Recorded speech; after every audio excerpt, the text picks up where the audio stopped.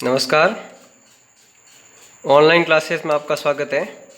मैं हूं तनिराव सिंह और अपना 12th क्लास का फर्स्ट चैप्टर चल रहा है आवर्त बीजी पादपों में जनन। इसके अंतर्गत अपन ने अलैंगिक जनन पूर्ण कर लिया था और इसी का नेक्स्ट टॉपिक चल रहा है आवर्त बीजी पादपों में लैंगिक जनन। तो अपन ने इसके कुछ पॉइंट बनाए हैं, इस पॉइंट को देख लेते हैं अपन। पहला पॉइंट है आवर्त बीजी पादपों में लैंगिक जनन किसके द्वारा होता है? पुष्पों द्वारा होता है। इसका मतलब ये समझना कि पुष्प पादप का लैंगिक अंग कहलाता है। तो अब पुष्प होता बनता किससे? तो इसके लिए अपने पॉइंट लिखा है कि पुष्प एक सीमित वृद्धि करने वाला प्रोह है। इसका मतलब रूपांतरण किसका होता है? प्रोह का रूपांतरण यानी स्तंभ का रूपांतरण होता है, जिसकी वृद्धि कैसी हो जाती है? सीमित हो जाती है। तो यहाँ दो प्रकार के क्वेश्चन बन चुके हैं, जिसमें अपने पहला पॉइंट बनाया कि पादप यानी आवर्त बीजी पादपों में जो लैंगिक जनन वो पूर्ण किसके द्वारा होता है? पुष्पों द्वारा होता है। इसका मतलब पुष्प पादप का लैंगिक अंग है। और पुष्प किसका रूपांतरण है? पुष्प प्रोह का रूपांतरण होता है। आगे बढ़ते हैं।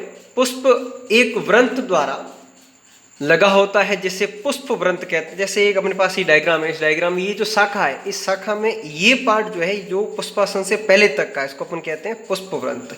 जैसे अपने पास एक पुष्प है, इस पुष्प में अपन अच्छी तरीके से देख सकते हैं कि ये जो भाग है, ये अपन को जो भाग नजर आ रहा है, ये भाग क्या है? ये पुष्प व्रंत कहलाता है।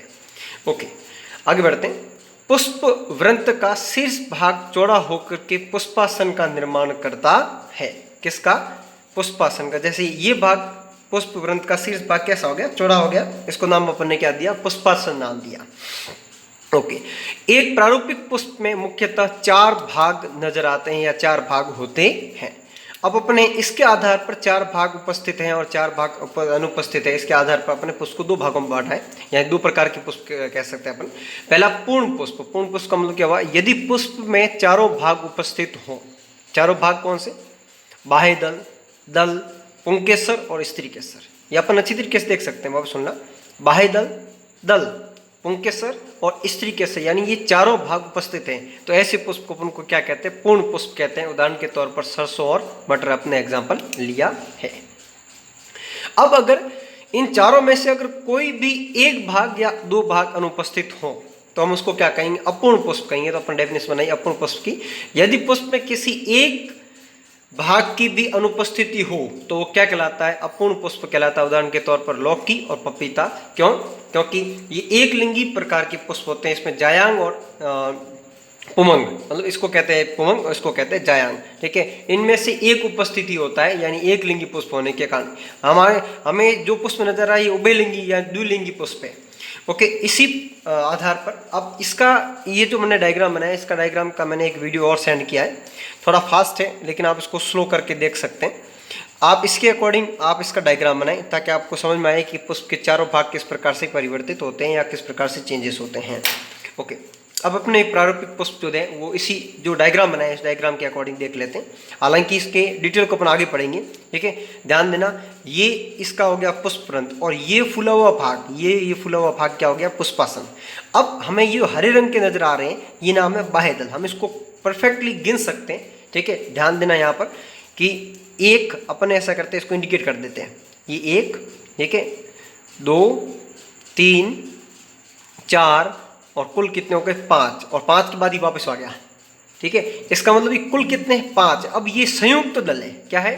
संयुक्त बाह्य दल। संयुक्त बाह्य दल है। तो अपन ऐसा करते हैं, इस संयुक्त बाह्य दल को अपन यहाँ से हटा देते हैं। ठीक है, ताकि अपन को एक नया चक्र समझ आए। मैंने धतूरे का पुष्प का उदाहरण इसलिए लिया क्योंकि इसमें आपको चारों चक्र है वो आसानी से समझ में आ जाते हैं। ठीक है, और एकदम स्पष्ट रूप से इसके चारों चक्र दिखाई देते हैं। तो मैं पहले चक्र में बाह्य दल को हटा रहा हूँ। किसको हटा रहा हूँ? मैं बाह्य दल को हटा रहा हूँ। ठीक है, बाह्य दल को अपने यहाँ पर भी ग्रीन कलर का बनाया और यहाँ ये भी कौन से कलर का है? ये भी ग्रीन कलर का यानी हरे कलर का है। अब देख लेते हैं अपन इसमें ये जो पार्ट है, ठीक है, इस पार्ट को मैं अलग कर देता हूँ यहाँ से। ठीक है, ओके, देख लेते हैं अपन। ये हो गया अलग। ठीक है, अब इसमें अपन को ये अब पृथक रूप से गिनने पड़े तो इसको आसानी से गिन भी सकते हैं। ठीक है, जैसे मैंने इसको यहाँ रखा है तो अपन इसको गिन सकते हैं आसानी से। 1 2 3 4 और 5। तो कुल कितने हो गए? 5।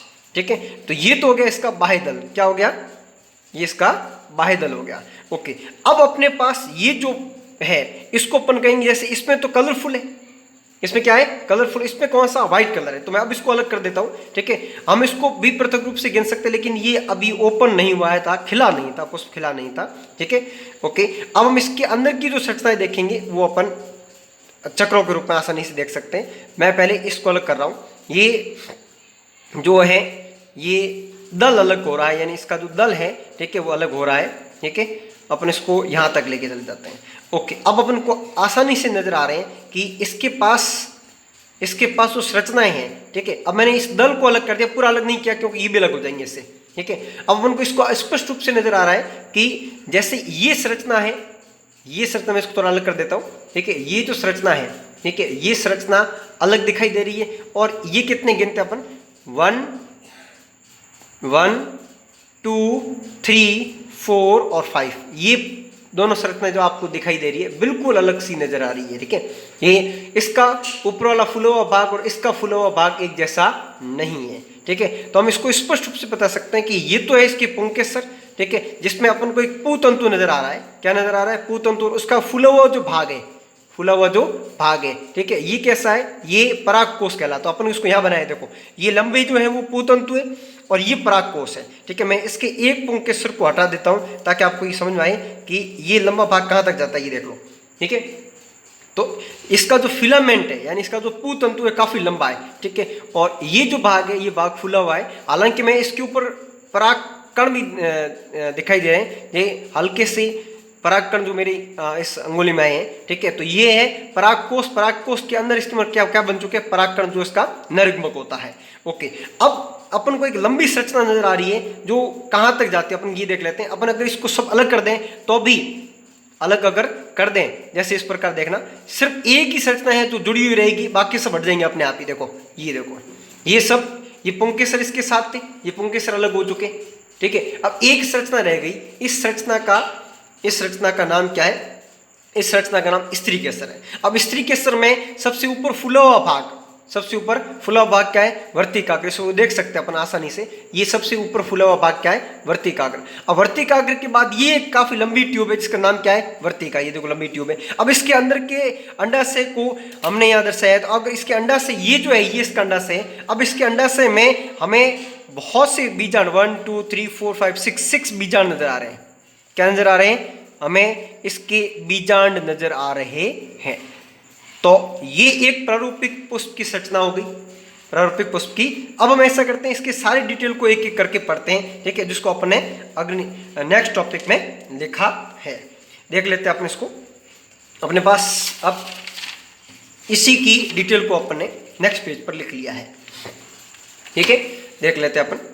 तो अपने पास पुष्प के निम्नलिखित 4 भाग या 4 चक्र होते हैं। पहला कौन सा? बाह्य दल। ओके, जैसा अपने पास ये था। ठीक है, इस संरचना में यानी धतूरे के पुष्प में अपने पास ये क्या था? ये बाह्य दल था। ठीक है, ओके, पढ़ते हैं इसमें। यह पुष्प का सबसे बाहरी चक्र है जो बाह्य दलों से मिलकर बना होता है। अपन इसको काउंट कर सकते हैं 1 2 3 4 5, अपने काउंट करके बताए बाह्य दलों से। तो ये बाह्य दल किससे बना हुआ है? बाह्य दलों से मिलकर बना हुआ है। ओके, अब इसके बाद पढ़ते हैं दलपुंज। यह पुष्प का दूसरा चक्र है जो दलों से मिलकर बना होता है। अधिकतर दल क्या होते हैं? रंगीन होते हैं। जैसे इसमें कौन सा कलर है? इसमें अपन को व्हाइट कलर नजर आ रहा है। ठीक है, इसमें भी 5 है पैटर्न, 1 2 3 4 5। इसको भी अपन पृथक रूप से अलग कर सकते थे। अब बात पहुंचता है अपन पुमंग। किसके पास? पुमंग। यह दलपुंज के अंदर पुष्प का नर जनन अंग होता है। पुमंग की इकाई सदस्य क्या कहलाता है? पुंकेसर होता है। जैसा अपन ने ये पढ़ा है कि अगर मैं इसके एक पुंकेसर को अलग करना चाहूं, जैसे ये अलग हो चुका है, ये क्या हो चुका है? एक पुंकेसर अलग हो चुका है। और अगर जैसे इसको हल्का सा टच किया, देखो टच कर दिया, अलग हो गया। ये क्या है? ये पुंकेसर है। अब पुंकेसर में ये परागकोश है, जो मेरे हाथ में अंगुली के ऊपर है, वो क्या है? परागकोश। ठीक है, तो अपन ने लिखा है, देखो पुंकेसर, परागकोश, पूतंतु और योजी। जैसे मैंने इसको अलग किया यहां से, वो क्या था इसका? योजी। ठीक है, तो ये तो हो गया पूतंतु। क्या हो गया? पूतंतु। ठीक है, और ये क्या हो गया? ये परागकोश हो गया। ठीक है, और योजी इन दोनों को जोड़ने वाली इकाई, जो इसको जैसे ये जुड़ा हुआ आपस में। ठीक है, यहां तक अपन को जुड़ा हुआ देखने नजर आ रहा है। ओके, अब बढ़ते हैं जायांग। ठीक है, अब जायांग अपने पास कौन से हैं? जैसे ये अपने पास जायांग है, इसको अपन क्या कहेंगे? जायांग कहेंगे। ठीक है, जायांग में पढ़ते हैं पुष्प में सबसे भीतरी चक्र जायंग होता है, ये मादा जनन अंग होता है, ये स्वयं अंडकों से मिलकर बनी होती है। अब इसके अंडप इसके अंदर है, अंडप किसके अंदर है? इसके अंदर जो संरचना है उसको क्या कहें? अंडप। ठीक है, एक अंडप अंडाशय, वर्तिकाग्र वो वर्तिका, ठीक है, वर्तिका वो वर्तिकाग्र, तो ये क्या हो गया? वर्तिकाग्र, वर्तिकाग्र, और ये क्या हो गई? वर्तिका, और ये क्या हो गया? इसका अंडाशय हो गया। ठीक है, तो हम इसको स्पष्ट रूप से अलग कर सकते हैं, जैसा अपन को ये नजर आ रही है, ये वर्तिका और वर्तिकाग्र मैंने अलग कर दिया। तो अब मेरे पास जो बचा है वो अंडाशय बचा है। क्या बचा है? अंडाशय, और इस अंडाशय के अंदर क्या है? बीजांड है। ठीक है, तो हमने जब पुष्प के चक्र के आधार पर हम इसको दो पार्ट डिवाइड कर सकते हैं, एक सहायक चक्र और एक जननशील चक्र। तो अपन को अच्छी तरीके से याद होना चाहिए कि स्त्रीकेसर और पुंकेसर, स्त्रीकेसर और पुंकेसर, यानी ये दो है। ठीक है, जैसे हम पुमंग और जायंग कहेंगे, ये तो हो गए जननशील। क्या हो गए? जननशील, जिसको अपने लिखा पुमंग और जायंग। तो पुमंग और जायंग का दूसरा नाम क्या होता है? ये हो गया स्त्रीकेसर, ये हो गया पुंकेसर। स्त्रीकेसर के साथ ये अंडप इसके साथ में आएगा।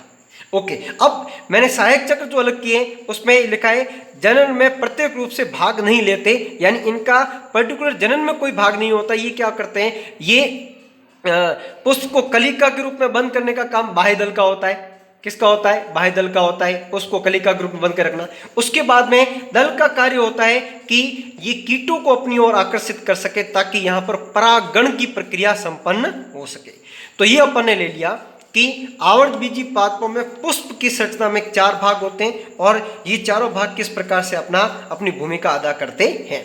तो हम इसके अगले चैप्टर में ध्यान देना, अगले चैप्टर में लघु बीजाणु जनन, इसका जनन, ठीक है, और गुरु बीजाणु जनन यानी इसका और अंडप, ठीक है, इसके जनन के बारे में पढ़ेंगे, जो काफी सूक्ष्मतम संरचनाओं के बारे में जिक्र करेगा। ओके, तो अगर आपको ये वीडियो पसंद आया हो, ठीक है, तो आप मेरे YouTube चैनल में मुझे सब्सक्राइब करें।